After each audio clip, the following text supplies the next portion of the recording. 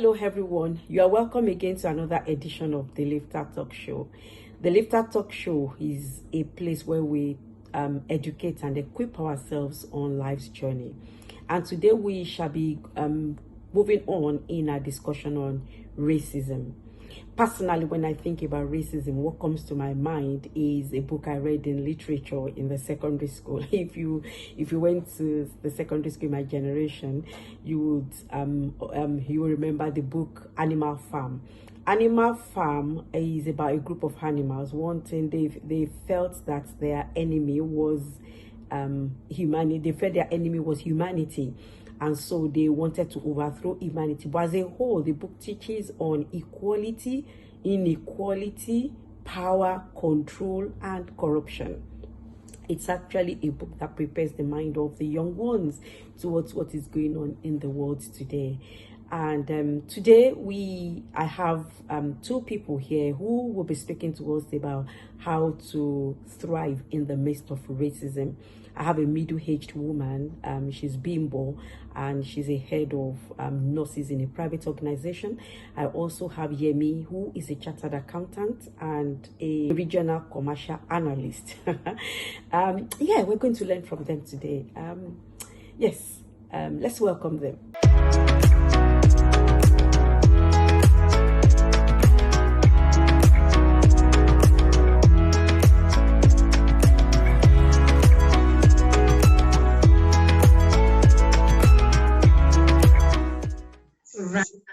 Thank you so much, Ma. Thank you for having us. My name is Abimbola Dumiwa, and like you said, I'm a very young lady. I'm into clinical research. Clinical research. Clinical research. Okay. Yes. That's it. I'm a mother of three. You're what? I'm a mother of three. Mother of three. You look like you look like 20, like someone in your 20s. But I can see that after 3 years, after 3 children, it can't be 20s anymore. You are welcome to the Lifter Talk Show. Thank you, Ma. And then I have, can you introduce yourself? Yes, I can. Hi, everybody. My name is Yemi Eitaya. Okay. Thank you for having me here, Pastor Liz. Yeah, like I said, my name is Yemi Eitaya, and I am an accountant. So I'm a regional commercial analyst for a manufacturing company, and I'm a mom of one small little boy. So we have 2 women here, a mother of 3 and a mother of 1, young lady and a middle-aged. You are both welcome to the Lifter Talk Show. We're going on in this conversation of racism, and I would tell you that a lot of people are actually, experiencing this. And we're here today to just discuss this and enlighten people how they can deal with this, how they can recognize what is going on, how they can deal with it, and to just keep them calm, that it's not personal to them. Because when this is going on, there's a tendency to feel that this is a personal attack. Meanwhile, it is not personal. It is not like, an attack against them personally. It is like a racial attack. So we're here to enlighten people, to enlighten them, so that they would be able to recognize it as soon as it begins or when they're experiencing it, and they would know that they are not alone in this. And they will understand how to deal with it. So I'm going to ask Sister Bimbo, what do you understand, or what is racism? How do you recognize racism when it is going on? Thank you, Ma. So in a simple term, I would just say racism is when a certain race begins to feel they are superior to another race.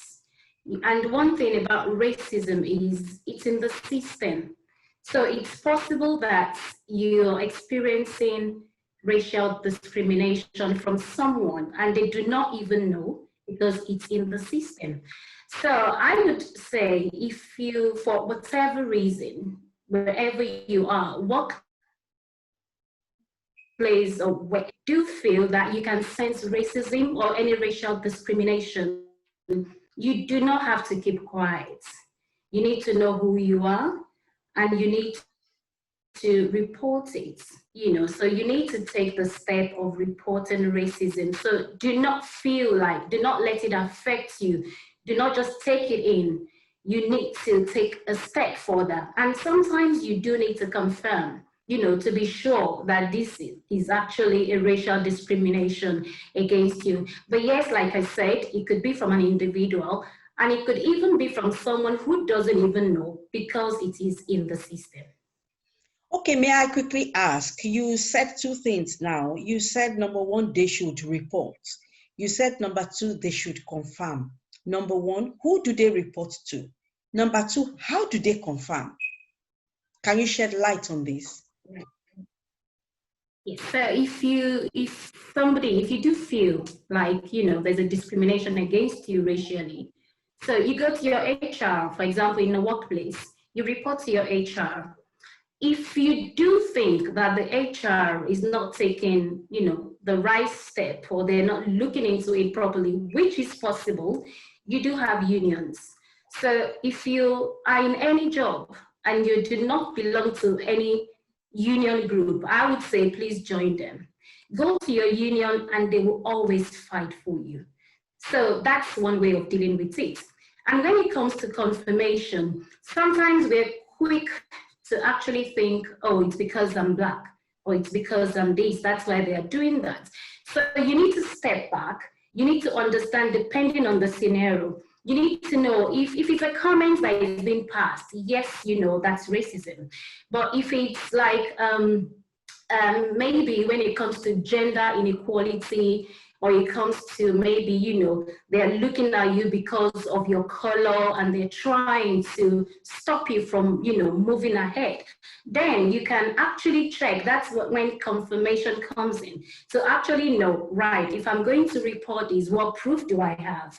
Am I sure this is actually racism? So you need to step back a bit, visualize the actual scenario and be sure there is a racial discrimination, and then you can proceed to reporting it.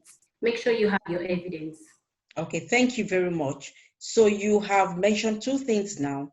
Number one, if they feel they are experiencing it, they should report to their HR. And if the HR is not taking enough action, they can escalate it to the union. So which means that every person, I wouldn't say Black person, but Black people are the ones experiencing the racism. So every Black person in their workplaces should ensure that they join the union. Ask, for the union. And do you know different kinds of union? Can you mention some of them? Well, it depends on your profession, really. Like, I'm a registered nurse midwife, and because I'm into clinical research, I've got varieties. I've got the Royal College of Nursing, of which I'm a member of, but there are so many other ones that you can actually choose. So they are professionally based. So you need to actually know which one, your profession has, and you have to join. Okay, thank you very much. So what that means is that the unions are professional unions. So look out for professional unions. What is your profession? Try to find your workplace. Try to find out the associations that are in your workplace, the unions that are going on, and ensure that you join, because they are the ones that will fight for you when there are issues. Now I would move on to Sister Yemi. Sister Yemi, you are welcome once again to the Lifter Talk Show. I would like to ask you this evening, if anyone is experiencing racism, how can they deal with it? How do you think they should deal with it? Yeah, thank you. I think that's definitely a very important question, and one that, strangely, a lot of people really don't know how to deal with racism. A lot of people are maybe embarrassed to talk about it. If it happens to them, a lot of people are very scared to come forward. A lot of people don't want to seem like the angry, the angry Black woman, or they don't want to seem like the angry person who's always complaining. I think something with racism is, most times when you're experiencing racism, especially, kind of the older you get, you really know that you're experiencing it. It's not like you're not making it up, you're not being extra, it's really happening. And I think a lot of us as well can probably attest to the fact that, you know, the first couple of times that you experienced racism, or the first few times, you probably ignored it because you weren't sure if it was racism or not. But I think, you know, just in terms of dealing with racism, you have to be very confident in yourself. You know, you have to be very confident in yourself in terms of actually being able to recognize that I know I'm experiencing it and I'm not making it up. And so you have to be able to come forward and speak up. You know, if it means, you know, sometimes some people experience racism and by the time they even realize it, the moment has passed. Or even in the moment, as, you know, if somebody is saying certain things to you, for example, that you think it's actually, this is out of order, or it's out of line, or it's, you know, racially geared. In that moment, don't be embarrassed, don't be ashamed to speak up against it. You know, it's not for you to be embarrassed, it's for the racist or the person who is making you feel a certain type of way. It's for them to be embarrassed and for them to, you know, to check their attitude. So definitely don't be embarrassed to call it out as it's happening, or immediately it happens. And even if you forget, and even if the moment pass, don't be scared to go back, you know, to the person or to the people and say, actually, I didn't appreciate what was said here, or I didn't appreciate how I was spoken to. You know, you can never call it out too many times. So definitely just being active and being, you know, being aware. But even being aware of it is definitely, you know, very important. I'm sure most 9 out of 10 Black people in the Western world have experienced racism, whether they know it or not. And you don't have to be old or young to experience racism, even young people. And I know when I was in primary school where I would have experienced it. So then when in hindsight, I'm like, wow, that really was racism. Like, how did I like them get away with that? But I think definitely just not, you know, educating yourself as well in terms of like what racism even looks like. Because again, like I said, some people experience it and they don't know. So you really just need to educate yourself in terms of like, you know, what it looks like. Are people, you know, on the buses, for example, some people are very good at, you know, once you sit down, they get up, or once you sit next to them, they get up and move somewhere else. And you might, even if you don't even know them, you know, these people are just random people on the bus, but it happens, you know, you sit next to someone on the train and then they go and sit somewhere else, just because they don't want to be next to you.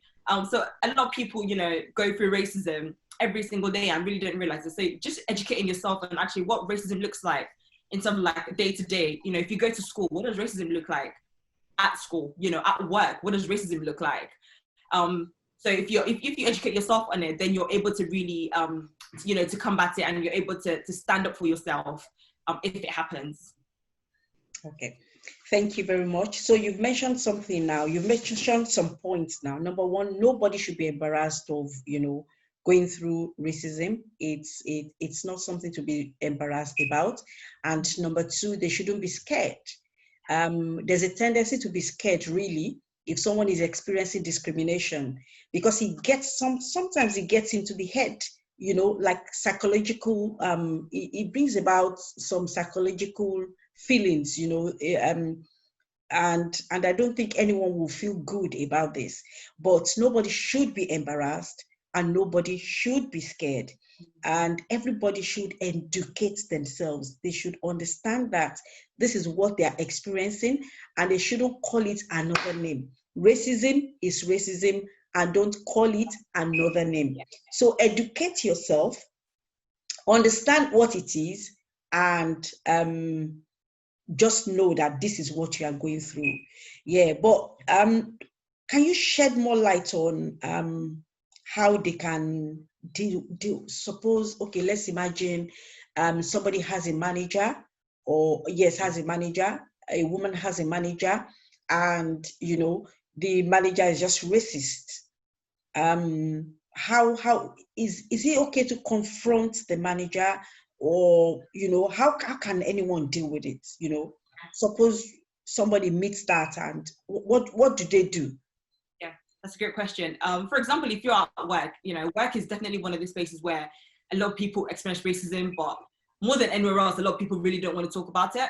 One, it might be because maybe there aren't that many Black people around you, for example, and you feel like they're not going to believe you.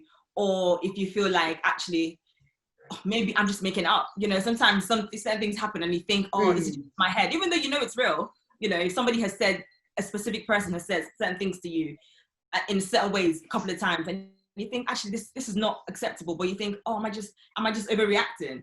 You know, definitely one thing that I would do right from the beginning is, for every single time that you feel like you have experienced racism, make a note of it. For every single time that you think somebody has said something to you at work, even if you don't physically write, I mean, if you can physically write it down, but if not, make sure that you don't forget. But there's no point of you writing it down or doing it or making a note of it if it's just in your head. Make sure you speak to somebody about it. And as Auntie Bimba said, speaking to the HR about it. You know, if you got in trouble at work, if you got a disciplinary, it'd be on your records. So why can't a racism attack or a racist attack, why can't it be on your on record that actually happened? Because sometimes, you know, if you just tell somebody, you know, one of your friends at work, they won't do anything about it. And so what happens? It just repeats itself and just repeats itself. And before you know it, it's happened so many times. It's just, you know, and it's like, well, why are you always complaining? But actually, if you go to HR or somebody or your manager or somebody senior and you say, this is what I've been going through and this is what this person has been saying to me, and it's not acceptable at workplace, and even in the normal day life, it's not acceptable, let alone at work. You know, so definitely speak to somebody about it. Make a note of it. Speak to some, you know, on the day it happened, what they said, how you reacted to it. You know, I think definitely reporting it is always a good idea. But then some people might report to HR and HR might not do anything about it. They might say, "Oh, we'll speak to them," but really, it doesn't. You know, again, it doesn't solve the problem. But definitely letting the person know that this is not acceptable. I'm putting your foot down. You know, letting them know this is not acceptable. You know, I reported it. I mean, you can or you can't. You know, you can tell them that you reported it if you want, but definitely just letting them know that it's not acceptable. Again, that comes with confidence, though. You know, a lot of people really. I've definitely worked in places where I've been like, where somebody has been being racist to me. Someone's seen has been racist to me, and I'm just like, this person pays the bills of the HR person. Like, well, what? They're more senior than HR. What's HR gonna do for me? But I wish I kind of came forward a little bit more, just to talk about these things, because then maybe they will stop that person from doing it again. And when you report it, you're not trying to get the person sacked, or you're not trying to get the person to be hated or anything. You really are just stating a point. Maybe you reporting it is what that person needs to change and to see the light and change the actions of their ways. So I think definitely always going straight to the top. If you have to go past your manager's manager to report it, or HR, then definitely go for it.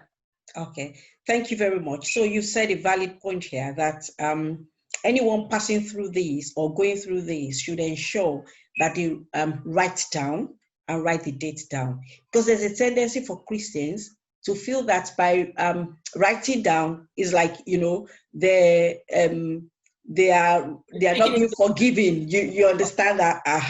That they are not forgiven, that they don't have a forgiving spirit. So there's a tendency for Christians to feel that way. But we're here to tell them that it's not about not being unforgiving. It's about, you need to write something down for your points to be valid and for them to understand that this is exactly what you are going through and you have your points ready. Yeah. And definitely, you know, you need a record of it. You need it on paper. You know, if you have to send an email about it, just make sure that there's a trail of it, you know, so that you can actually then say to yourself, you know, confidently that I have done my part. You know, I have reported this. Because in a year's time, that person or the group of people might have been racially abusive towards you 5 times, but by the 5th time they'll be like, oh, well, how come you never said anything? And you'll be like, oh, I didn't know, you know. So you don't want to get to that situation where you're like, oh, I wish I had said something. And it doesn't mean that you're not being forgiven. Like, it's like a case of, like, you don't, most times when someone's racist towards you, I mean, because it happens so often, you're just like, okay, it's just another one anyway. You know, at work, you still have to work with the person. It's not big. You still have to work with them, even though you're probably a little bit more careful, you know, when you interact with them. But it doesn't mean that you're not forgiving them. You know, if someone's done something wrong, they have to, you know, pay for the consequences of it. It's just the way life is, and it's definitely doesn't mean that you're not forgiving. Write it down or email it or do something just so that you have proof and you can defend yourself. Okay. Thank you very much. I'll go back to Sister Bimbo and I'll quickly ask her. I will ask her this evening. Suppose someone is experiencing it and the person feels like leaving the job, you know, probably the person is so dejected and just feels she can't go on anymore. What do you think? Is it okay to leave the job would you advise anyone to leave their job because of racism, or what do you have to say to that? Well, thank you for that question, Ma. So that boils down to each individual. Personally, I wouldn't advise you to leave your job because of racism, except it's really, really, really affecting you. So you could actually need a change of environment. Having said that, if you're feeling that bad and you know that, you need, like we've been saying, you need to speak out, you need to, get yourself, if you have to see your GP, whatever you need to do, you need to sort yourself out. And looking for another job, it's something like I said earlier on, it is in the system. It's not peculiar to your job. It's not peculiar to you going somewhere else. Well, maybe somewhere else could be a better place for you, but you would at some point in your life experience racism again. So one thing I would say to people, and this is what has helped me, I see myself as a divine masterpiece, and I see myself as a peculiar person. If you begin to see racism in the wrong context, it affects your conclusion. Then your conclusion of yourself becomes wrong. You need to know, particularly if you're a Black person and you are a Christian, then you have God on your side, because God himself has compared you with an angelic being and not monkey or anything else. So you have God in you. You are a child of God. You are God's masterpiece. If you change your mind towards how you see it or towards your thoughts, that begins to make you feel, I know who I am. I'm walking in power and I'm walking in authority. And so you wouldn't let what somebody says really affect you to the point that you really feel, or you have depression, or you really feel you're dejected. Because moving from somewhere to another place, you are still going to experience racism. So what I would say is self-affirmation. Just say to yourself, you know who you are. If you, in your workplace, make yourself, like I always tell people, make yourself consequential. Apply excellence to all you do. Be hardworking. Surround yourself with professionals. Make sure you're on top of what you're doing. Be smart at work. It's not just about hardworking. You have to be smart as well. People don't be too predictable. Oh, this is what Abby is going to do. Upgrade yourself. If you need to, go to school, make yourself so consequential that they are even scared, of coming to pass such comments to you. Or, sometimes the way you carry yourself, the way you do your things, your organization skills, your time management skills, all those things, you add value to yourself.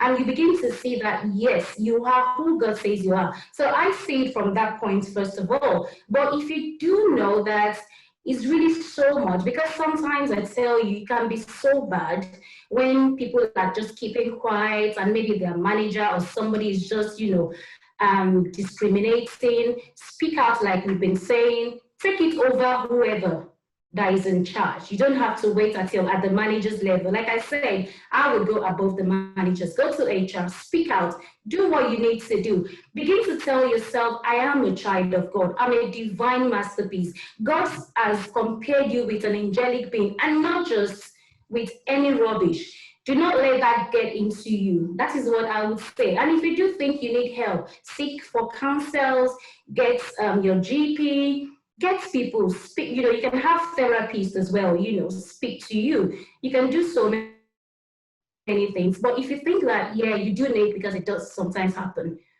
fresh environments, oh yes, go for it. And but always make sure you have self-affirmation and you tell yourself, I know who I am. Okay. Thank you very much. And finally, to Sister Yemi, what do you have to say to women? Do you have anything extra to talk to them about? Yeah, I guess just, with regards to racism, again, as Antonin said, it's wherever you go, especially in the Western world, like in Nigeria, for example, people are probably not that worried about racism because most people there are of a particular color. But, you know, in the Western world, it's definitely just been, I think self-affirmation is actually so important. You know, just listening to, just every day, just reminding yourself, you know, that you are literally, you're God who says you are, you know, and what people's opinion about you because of the color of your skin really shouldn't, you know, it really shouldn't bother you. But unfortunately, the kind of world that we live in, it does hinder you in, you know, a lot of certain ways. You know, they talk about the glass ceiling, for example. There a lot of companies out there don't have people of color in, you know, senior management positions. A lot of, so, you know, if you can't see, the same representation matters. You know, if you can't see people in high positions, you kind of think, well, how am I going to get there? You know, then that can never be me. But actually, you could be the first. You know, again, in 2020, we're still having the first woman to do this and the first Black woman to do that and the first Black man to do this and that. So, hey, you could be another first, but definitely not letting it get you down, because it really can get you down. It can really play on your self-esteem. It can really play on your confidence. You know, you're constantly like self-doubting yourself, but don't let all those things get you down. Don't let all those things, you know, outweigh, you know, the love that God has for you. Don't let all these things outweigh what God has said about you. You know, he said that you can get to certain places, that you can sit, you know, with kings and queens, and, you know, you can do all these things and you can be all these incredible things, and definitely not letting, you know, racism or racist get to you. But definitely be aware that these things happen. You know, don't be naive going into a company and be like, oh, in this company, no one's going to be racist. Anywhere you go, whether you're in London or in Manchester, or you're in China, or you're in Congo, like wherever you are, literally racism can occur, can happen. I won't, again, as Anthony Bimba said, you know, moving companies might solve the problem maybe for a little bit, but then all it takes for one racist person to join the company, and then you're back to square one again. So definitely being super confident in yourself, being really confident in your abilities, and just trusting that you know what you're doing. Trusting that the color of your skin does not mean that you're going to be rubbish at your job. If you're rubbish at your job, it just means you're rubbish. Or if you don't like your job, it just means you don't like it. It's not your passion. It's not something you love. It's not because you're not rubbish because of the color of your skin, or just because somebody says it. You know, the color of your skin really shouldn't make a difference to a lot of things in life, but unfortunately it does. But definitely just constantly every single day, just reaffirming yourself, and just remembering that you can do all things. You can literally do whatever you put your mind to. Be diligent in what you do, and then it makes it difficult as well for people, especially if you're someone who's trying to move up the career ladder. It makes it difficult for people to point out, you know, your mistakes. If you're really, you know, if you're excellent at what you do, and you are confident in yourself and your abilities, it makes it really difficult for people to, you know, to fault you. But even Obama faces racism. If Obama can face racism, the rest of us, then what chance the rest of us have? But, you know, just dealing with it every you know, as it comes every day. But definitely, you know, if you need to talk to somebody, and I think actually that's really important as well. Talking about these things is super important. You know, sometimes even within the church, we really don't discuss these things enough. And I think definitely talking about it, because you realize, oh, you're not the only one who's going through it. You know, there are 1,000,001 other people. Everybody around you is probably going through it. Every person of color around you is probably going through it. So I think definitely talking about it releases a lot of, you know, that negative energy that you might be, that you might be, you know, keeping in and storing in, and releases a lot of the anger that you might feel towards racism. You know, with everything that's going on in the news now. I watch TV and I'm angry. I'm not even American, but I'm a human being, and I'm angry. Let alone if you were right in the middle of it. So definitely talking about it is super important to whoever you feel like, you know, you need to talk about it. I would definitely recommend. Yeah. So I'd like to say a very big thank you to you today. Thank you for enlightening us on this topic. And I'm sure a lot of people would, you know, listen to this, and this will really, really help them. Both of you have confirmed that self-affirmation is really, really important. Ability to trust in what anybody does or in what they do is quite important. And excellence is important in whatever anyone does. If you need to educate yourself, or if you need to go back to school, if you need to do anything, whatever you need to do in order to reach the state of excellence in what you do, your profession, make sure you go for that, so that you can be confident in the things that you do, in your abilities, and in God's grace. And always remember that God is with you. Remember what he said in his word: we are a royal priesthood. Thank you for coming here today. God bless you. Love to the families. Thank you so much. God bless Thank you. you so much. Thank you for having us. Bye-bye. See you next time. Yeah. Bye. Thank you. If this video has blessed you, kindly like, comment, and subscribe to my YouTube channel. Like my Facebook page. Please share these pages and join me in spreading the gospel of Christ. Thank you.